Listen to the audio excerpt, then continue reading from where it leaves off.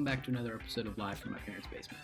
This week I sat down with Heath Bartlett and Wyatt LeGrand to talk about classic rock, our favorite guitarists, album covers, Tom Petty. I didn't contribute much to that. But I think it's a really good episode, and hope you enjoy it. Posted 5 parts. It'd be like that episode of Joe Rogan where he talked to Alex Jones for like 5 hours. I listened to all of it, but it was really fun. Wow. Yeah, those they can talk for a long time. And it's every day, 2 podcasts a day. I don't know how he does it. I do 30 minutes a week, maybe every 3 weeks. That's enough. Sounds like the book report, How I Spent My Summer Vacation. Yes, that's what it's been. I haven't done much. But it's pretty cool. Like you've done several of these now, right? This will be the 6th one. Okay, you're on your way. Yeah. On my way. It's your 6th one, and I've been on twice. So we're gonna have to broaden your guests. I think next week I'm gonna have Sydney, so I could have some gender diversity. Because so far it's been all men. Just a bunch of dudes. Yeah, that'd be good. You should put your mom on there. Your mom knows a lot. Yeah, she does know a lot. I don't know. She loves to talk. She'd probably be good. I might have my mom and sister, and I don't know. That'd be good. I don't know. Yeah, and then earlier today, I uploaded the second half of my podcast I do with my friend from last week, so that's up today. I have no idea what we talk about. I can't remember. And I put that in the video. I was like, I don't remember what we talk about, but here it is. Listen to it if you want. I didn't listen to it. That's a good disclaimer. Yeah. Yeah, I don't know what I'm putting online. Was that Hugh guy? Yep, it's Hugh. Yep. Hugh. Yeah, I listened to that. That was interesting. Smart guy. Very I really like him. Is he from IU? Yep, he's from IU. He's from Indianapolis. I think he went to Rebuff High School, like a private school. He's a super nice guy. I love him. Yeah. All right. So what's up for discussion today, boys? Well, I'm not quite sure. I don't know. I haven't talked to Heath in a long time. I was just wondering to see how he's been doing, honestly. Yeah, I just got back from Franklin yesterday. I went up to see my sister and my niece. Oh yeah, is that fun?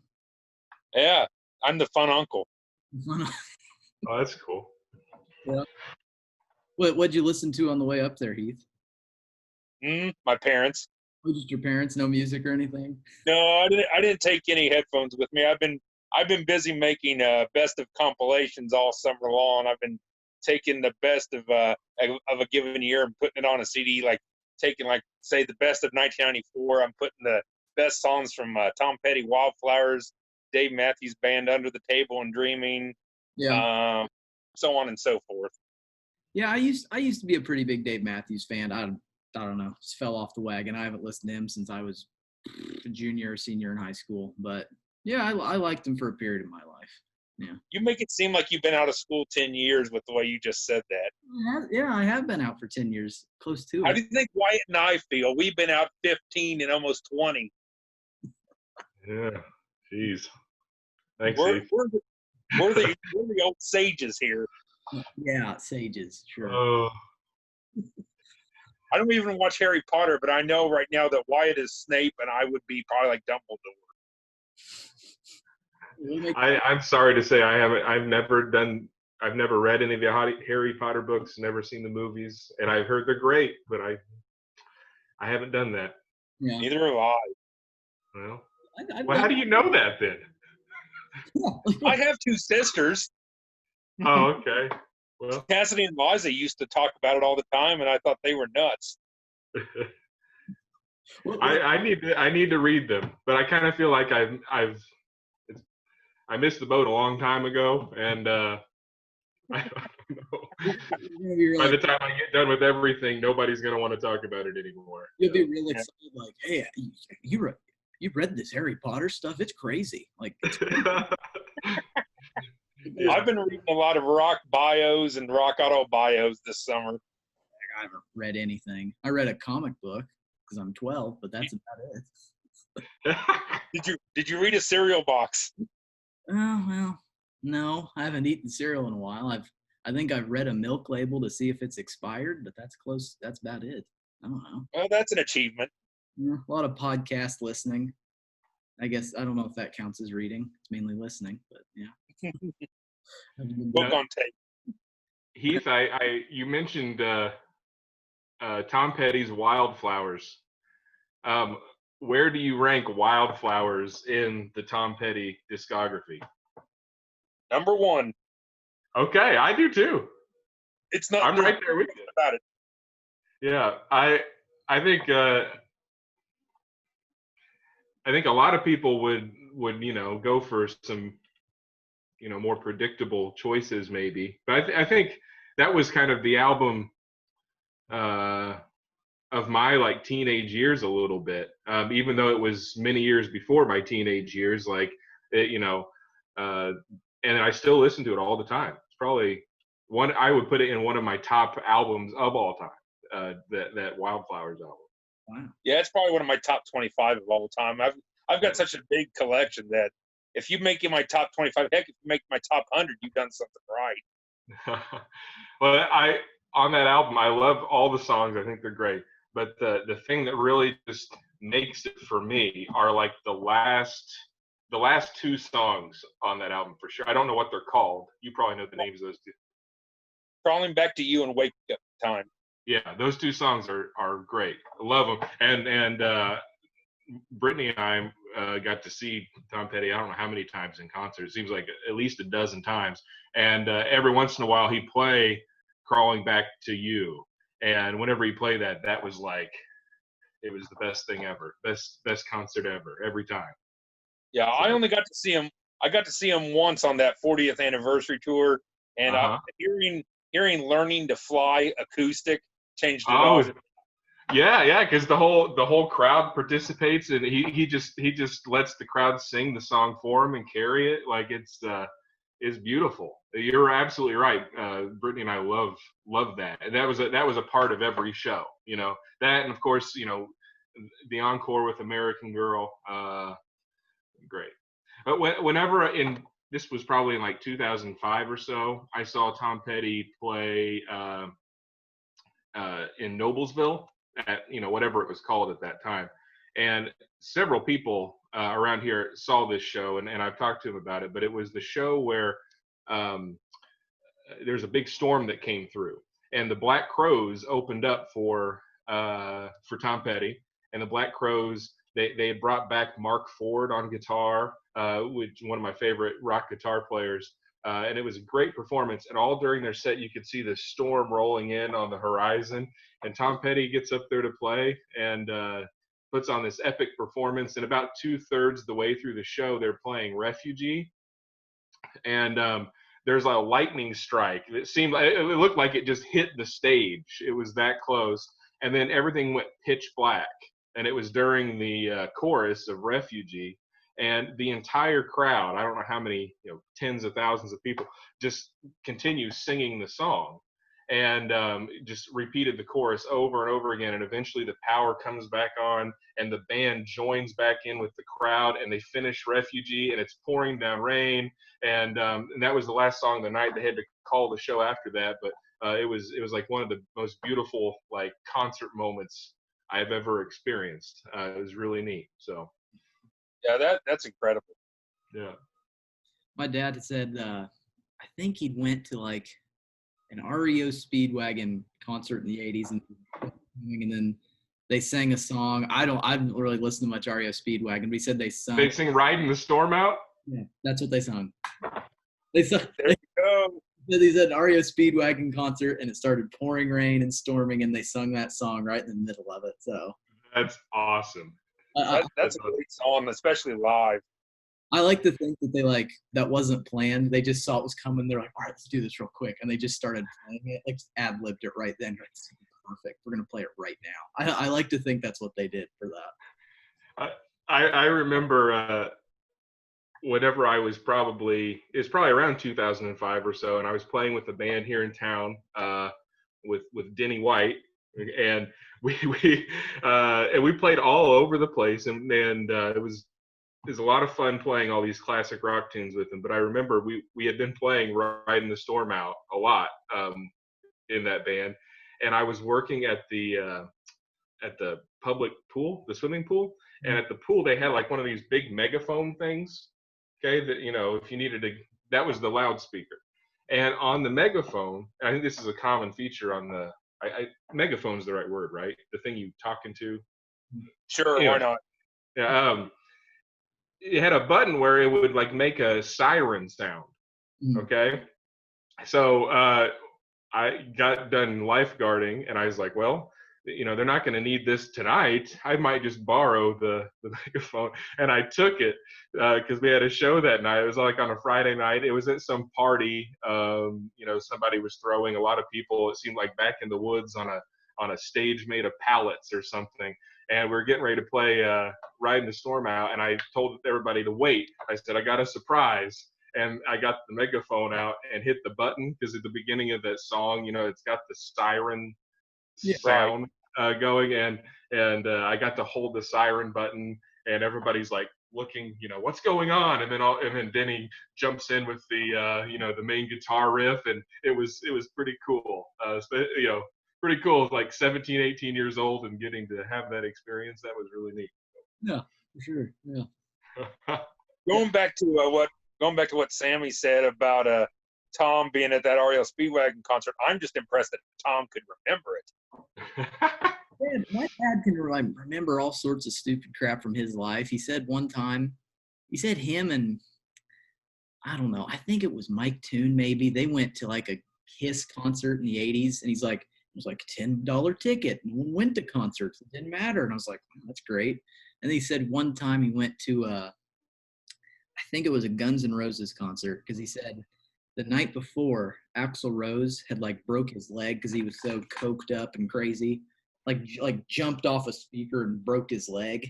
And so sounds like now. So he came out, and he came out on stage when my dad was there, and he just had a cast on, and he was just like jumping around, like probably just ruining his foot while it was, because he was he's probably just doing a line of coke before he went out. So he's out there just singing, going crazy, just like banging his cast on the floor while he was up there dancing and singing and stuff. So yeah, he had that one like really signature like leg sweeping move. Yeah, I remember seeing that. Yeah, it's hard to do in a cast. Yeah. Apparently he jumped off like a big 15-foot speaker and just broke his leg, and he just didn't even notice. He's like, oh yeah.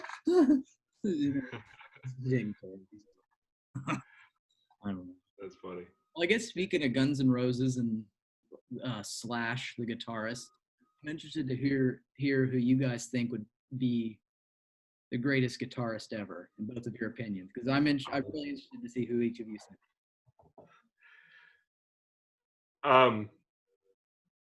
I'll let Heath go first, but before we go any further, like, are we talking like rock and roll guitarist?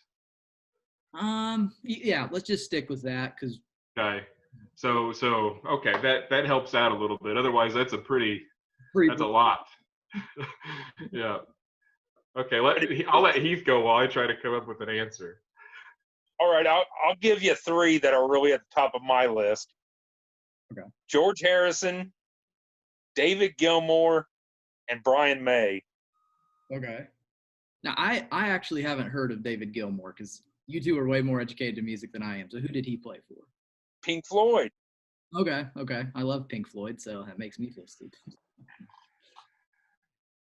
Wow. Okay. Well, these are the questions that I have a hard time with, because I will answer this question entirely differently tomorrow, and entirely differently the day after that. And I always, whenever people ask me who the best is, it's hard to separate who the best is from who's your favorite.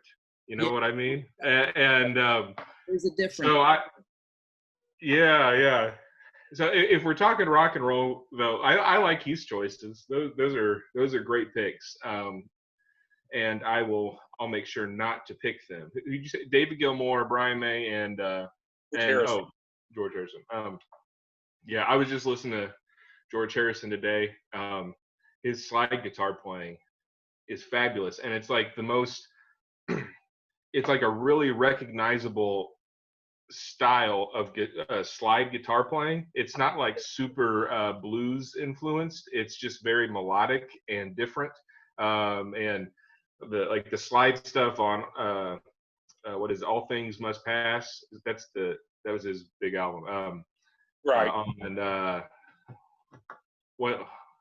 what's that song? My Sweet Lord.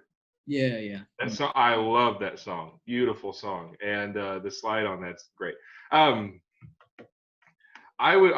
say Jimi Hendrix. I'll put that up there because Hendrix kind of, I mean, he changed everything up, and half of the rock and roll licks that you hear on the radio have somehow or another been derived from probably either Jimi Hendrix or maybe Eric Clapton. And of course, they stole them partially from those old blues guys that came before them.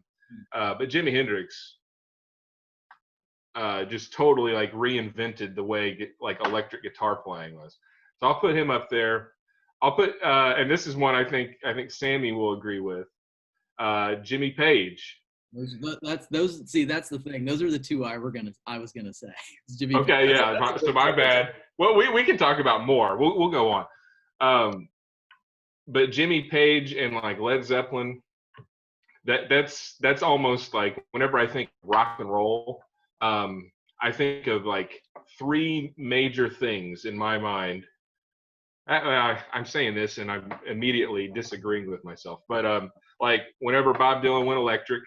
Okay, that's a huge thing for me. Like, I think that's so rock and roll.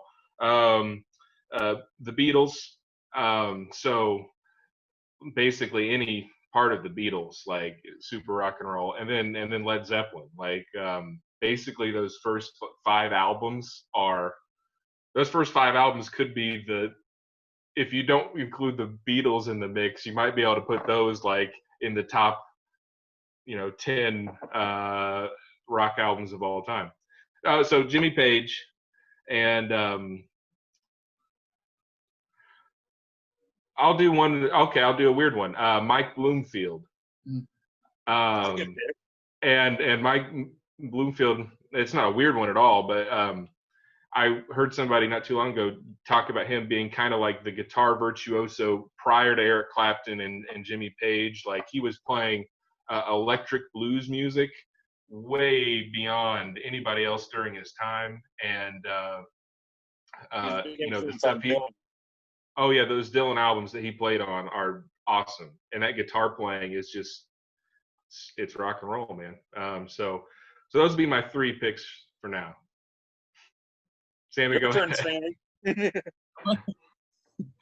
I was gonna, and it's like I know, like you, LeGrand, you know way more about the ins and outs of just actual music playing than I do, and I go off what I like hearing, and that's just how I go off it. Yeah. Like my friend Isaac, and you guys both know Isaac, he loves Eddie Van Halen, and I think he's great too. Like, technically amazing. I just think, like what you said, Jimi Hendrix just brought this. I've always liked his guitar playing because it just seems raw and dirty, and it just felt just like he would. I don't know. There's just something about Jimi Hendrix I think is definitely the best, just because, like what you said, he took like the rockabilly Elvis. Well, I love Elvis, and then he just flipped it on its head and made it just a lot more. I don't know, he really did do a lot for just hard rock in general. There's Jimmy, and I wouldn't say he's one of the best guitarists, but I just like him a lot. I really like Jerry Garcia and the Grateful Dead, because I read this thing from him the other day that said like he had a hard time actually writing music because he felt like he could never get anywhere. So just a lot of his guitar was ad-libbed. He just sort of played it on the day. Yeah. As evidenced in his concerts, which my parents say were terrible just because playing the guitar. And they remember them? Oh, yeah. But If you remember a Grateful Dead concert, chances are you probably weren't there. I mean, they were. I don't know. They said they'd been to it, but I don't know. I love the Grateful Dead's probably my second favorite band. Well, they are, and I don't know. Just his guitar playing is so sweet. I don't know if there's anything groundbreaking about it, but I really love him as a guitarist as well. But I guess it's simple. It's nothing complicated, nothing flashy. no, I don't like that. I think the thing that makes all of them I was having this discussion about like art, like visual art, the other day, and the most defining element of any artist, musical or otherwise, it's like style. It doesn't necessarily have to do with technical prowess. Like there's a certain amount of that gets you to your style. But like all of those guys that we've mentioned, it's kind of a cliche. But you know, if you heard one note played on an electric guitar by any of those guys, we could probably identify it. And you guys don't play guitar. I don't know if Keith, you play guitar. No. Okay, but you'd still probably recognize that. Oh, well, that's George Harrison playing guitar, because you could tell, and that's really kind of a remarkable thing that it becomes a voice in the music, like in the rock and roll genre, the blues genre, you know, and in pop music, guitar playing in a lot of those tunes that we really like is another voice, and you learn to like hear that and know who's singing, you know. Right. Dad pointed out to me, he's like, if you listen to guitarists and bands, they typically have their guitars tuned a certain way to where it's always distinct. And like what you just said, if you just play a random song, like even a deeper song I haven't heard of, I could probably tell you who the band was just from the guitar, just from the way they're playing. Just like it's just the tone of it, yeah. Mm-hmm. Yeah, that's precisely it. Yeah. Yeah. Well, man, that opens up the biggest can of worms, because I could talk about guitar playing forever, because I'm like such a dweeb about it. But man, I want to go on and on. But Jimmy Page is a big deal to me whenever I was, Sammy, I've told you this story before about how I discovered like a Led Zeppelin album whenever I was in 6th grade. And prior to that, I was listening to TLC and Jock Jams Volume 1. And I got the Zoso album at a bookstore because I had money. I decided that day I wanted to spend money, and I bought the CD with the long plastic thing on it to prevent you from stealing it. And it had the little guy with the bundle of sticks on his back. And I was like, I don't know what this is. It didn't even like say anything on it, you know? And I'm like, it's got to be cool though, because this is a really cool looking thing. And I got it, and it kind of like, yeah, I don't want to say it was life changing because there's another cliche, but whenever I heard that as a, you know, going into middle school, it was a big deal for me. And all the way up through high school, I lusted after a particular guitar so long, and ended up buying it, you know, basically with $1 bills that I'd been hoarding for years, and it was a cherry sunburst Les Paul, like Jimmy Page. It was a big deal. So, and I think it was just really cool with that album. I had read that with Led Zeppelin 4, I guess, Old Man, whatever. But at the time, they were like, let's make an album and release it, and not have any identification that. We're going to do the symbols, like the Zoso symbol. Look, we're going to do that. That's all we're putting on it. No public, no like produced by or any of that. None of it. Doesn't say Led Zeppelin. There's no album, nothing. Let's see how well this does. And then it went on to arguably be their greatest album, in my opinion. And I don't know. It's just fascinating. Yeah. Like, yeah, that's cool. Like that's rock and roll too. You know, just I don't care. We don't need to put our name on it. I mean, we're the coolest. I refer to it as Led Zeppelin 4. I've heard you call it Old Man with Sticks. My dad. Yeah, the Zoso album. My dad called it Zoso. So I mean, it is rock and roll and pretty badass that they just went, we're just going to release an album. We don't care. Let's just see what happens. And that's just that's awesome to me. I don't know. Yeah, I think so. Yeah. You were talking about the Grateful Dead, and a similarity there. like Grateful Dead albums. You know, the artists that they had create like the artwork for them, like both the posters and the like the album work and everything else and the sleeves. It is beautiful looking, but the words, like the actual writing, was so hard to read because the artist took all these liberties to like make it beautiful looking. Think about how many of those like Grateful Dead albums are recognizable because it says Grateful Dead on them. Like I was looking at the Aoxomoxoa album, like the third Grateful Dead album, and like you can't, you know, at a glance, you cannot tell what that says. Yeah, I but had to do no, it it's Grateful Dead. whenever I first got it. Huh? What's that, bud? I said I had to do a double take too the first time I saw it. I was like, what is that? Yeah. They're just a pure hippie band, and I love it. They're great. Okay, Sammy, what's your favorite Grateful Dead album? If you say American Beauty, I don't blame you. Well, that was honestly what I was gonna say. So it's probably Everybody goes to it. Either that or Working Man's Dead. Yeah. I'd say it. Yeah, those would probably be the two, honestly. You know what's a really good album of theirs is Blues for Allah. Yeah. You're Hear right. an album where they stretch out. Blues for Allah is great. Like That is a good one. for this podcast, actually, I'd gotten in touch with like the record company who owns the rights to the Grateful Dead songs, and I was wanting to get the intro of Franklin's Tower to play at the beginning of this, and I remember having to put in, it's on the Blues for Allah album, but it ended up too much work. I didn't care. I found some free and it worked out, but no. Okay. Speaking of, go ahead. Okay, but like going back to like the guitar thing with Jerry Garcia, there's this part in Franklin's Tower toward the end where it's like on its way out, and he like strums it, and it almost sounds like he broke the string as he strummed it because it just seems really hard. I just love that. This is like the payoff of the song for some reason. You know what you need to do is for an entrance theme there, Sammy, going back to how you said you and Ike like Eddie Van Halen, you know what would be a good opener? Open up with Mean Street. Mean Street. I'm not that big of a Van Halen fan. I know Isaac is, but I agree with him on the guitar part. But yeah. Yeah, you need to get into some Van Halen. We need to work on that. I don't know. I've listened to him. No, I don't. I collected their albums over the last 5 years. Yeah. David Lee Roth or Sammy Hagar? No opinion. David Lee Roth as a performer, Sammy Hagar as a singer.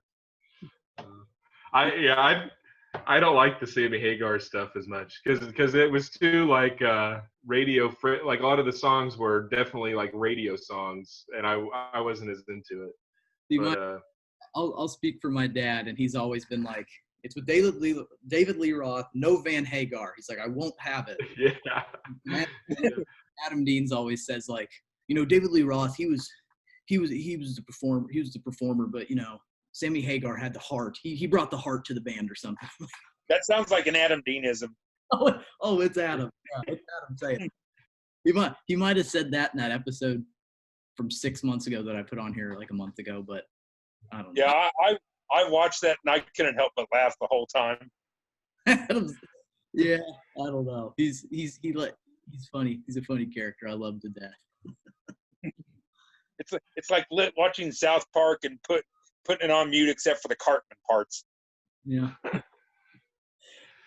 Yeah, he's been. I tell you, everything runs with you. Next time I have Adam on here, I think I'm gonna talk about Pearl Jam and Soundgarden and Nirvana with him because he's hot and heavy into that right now. I heard about that. I was wanting to know what his favorite Pearl Jam album was because I love Pearl Jam and I'd love to know what he says. Like Nirvana's always been one of my favorite bands, and I like Pearl Jam pretty well, but I don't know. I'll have to ask him that because I know he will have a. Yeah, I think Nirvana really kind of like put their stamp on that whole time period. But Soundgarden was great. But Pearl Jam though, for some reason, like some of those albums that came after what were they? Was it Alive? Was that or Black? What were the album names? I'm horrible about names and titles of songs. Sure. I just know that their first album was called 10, and they had 10, an album called Versus. Okay, yeah. Well, But which I'm not is your too favorite? familiar with their work. Okay. I'm a huge fan of No Code. No Code's one of my favorites. And then an album that came out whenever I was probably almost a teenager. I was probably like 13 years old. Yield. That album came out, and it was a big deal to me because I didn't have access to a lot of music unless like my parents went to Walmart and they let me just wander around. And I went to because at that time, like Walmart had this music section, and they'd have all the new releases on the top row. And I was just like taking stabs in the dark, trying to figure out like what was cool because I didn't have any other means of figuring it out. So I would just have to like spend my savings, my lawn mowing money to buy something, hoping it would be good. And Yield is one of those ones that turned out to be really good. And I can remember the album cover and everything. I have such like a visual memory of a lot of these like music things, like that the Van Halen. I remember discovering like in my parents' collection of old cassettes, like an old cassette, the album that had "Hot for Teacher" on it with the baby smoking the cigarette. In 1984. Okay. Like the Best of the Eagles album cover with like is like a cow skull or something on it. It was like turquoise, you know what I'm talking about? Like very New Mexico look. Right. I remember like all those things. And whenever I think about the bands, like I see those things. And you're like the kid in Almost Famous when his sister gives him all her old records. Oh yeah. I think the first thing he listens to is the Simon and He listens to Sparks from Tommy. Oh yeah. Oh, okay. Yeah, I haven't seen that movie forever. It's a great movie. I saw it for the first time in college and fell in love with it immediately. Like for me, when I was like growing up, I think I've told LeGrand this. The three people I listen to the most is just people. I'll say four, but the four people I probably listen to the most is just who my parents had on CD was John Mellencamp, who I still love, Elvis Presley, who I still love, Jimmy Buffett, who I still love, and the Dixie Chicks. I don't listen to them as much. Don't forget they're the Chicks now. Chicks, yeah. That's crazy. Yeah, I get it, but whatever. The Chick, I abbreviating your name just to the Chicks. I don't know if that's any better. No, that's not going to work for me either. But the one album cover, probably the first album cover I remember, it was for the John Mellencamp CD. And I don't know if this is a greatest hits album, but it's the best that I can do. And he's just posing like this with a white T-shirt tucked into his jeans. And he's like, I don't know. It looked like a Calvin Klein commercial. Yeah, but I've just always thought, man, that's cool. I'm like, I want to get a T-shirt of just that on the T-shirt. And then someone takes a picture of me posing the same way. That's cool. Yeah, I love John Mellencamp, and I've always thought, man, that's because it had all the songs I loved. And like growing up, my favorite one was probably "I Need a Lover That Won't Drive Me Crazy." And I don't know, I love. Don't we all? Yeah, but yeah, I still like Jimmy Buffett. A little bit of island music, island escape. He had a new album come out at the end of May. I didn't know that. No. Yep, it's called something on. I think it's called Back on the Flip Side. I think that's what it's called. Look it up after this. I know it has Flip Side in the title. Yeah. Oh, and then so you should check it out. A few months ago, they had I think it was in April, maybe March. They had a Farm Aid, like a free Farm Aid concert. Access TV, and I texted LeGrand because I knew he had DirecTV. But it was Dave Matthews and Willie Nelson and John Mellencamp, and they were all playing just like in their living room. And like it was nice. It was pretty fun to watch because like Dave Matthews, he like obviously went in a room with good acoustics, so he played well. Willie Nelson played with his two sons, and it was great. And then John Mellencamp had the most pretentious setup possible, like African sculptures, and it just like sitting there, like just being. Yeah, I think. Did he have a pack of Camels with him? Huh? Did he have a pack of Camels with him? It wouldn't surprise like tucked up under his shirt sleeve or something. I don't know, but he would just, like Willie Nelson and Dave Matthews were like trying to sound good, and John Mellencamp just looked like a jerk up there. Like you just like he's in the barrel. That's Mellencamp in a way. That's probably right after his and Meg Ryan's separation became official. I texted LeGrand, and I was like, he's just a jerk. I'm like, come on. Like the other guys were like, put on a show, it'd sound good, and he's sitting there like promoting his new music that no one's listening to. I'm like, whatever. I love it though. I love John Mellencamp the jerk.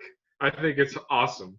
I think it's cool that like he's just kind of like settled into that identity, especially with people here in Indiana that have for some reason kind of grown to like love and hate him. And I think it's cool. He's like a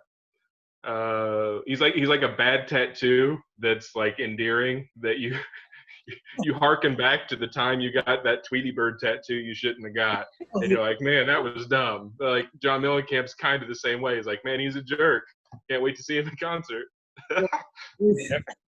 He's a blue guy in a red state. Yeah. And there's a kid at IU I met, and he was talking about. I told him I like John Mellencamp, and he's like, yep, he's like, and then somehow Michael Jackson got brought up, and he's like, yep, Michael Jackson's the second best artist out of Indiana. I'm like, John Mellencamp first? He's like, absolutely. Oh, well. Oh, man. Well, I think that's about 40 minutes, just to keep this shorter. It was great talking to you guys. I'll definitely on, because I think we struck gold with the music talk, and I think we can keep going with similar topics. Well, yeah. Yeah. Okay. Hopefully we get invited back. Oh, you will. Don't worry. Who will? I got nothing to do. This is pretty easy to do. So. Okay. I look forward to it. I need to next time give us a really weird topic. I want something just outlandish. It's something like none of us are well educated on, so we're stumbling through it the whole time. Yeah. Like trade routes. I'll make sure not to read anything. That's what I want. Like trade routes in Russia in the 1940s. Well, communists, am I right? I don't know. Yeah. Yeah, I'm into that. I think that's what we should do. So. All right. Well, it's nice talking to you guys. And I'll see you later. Okay. See ya. Bye.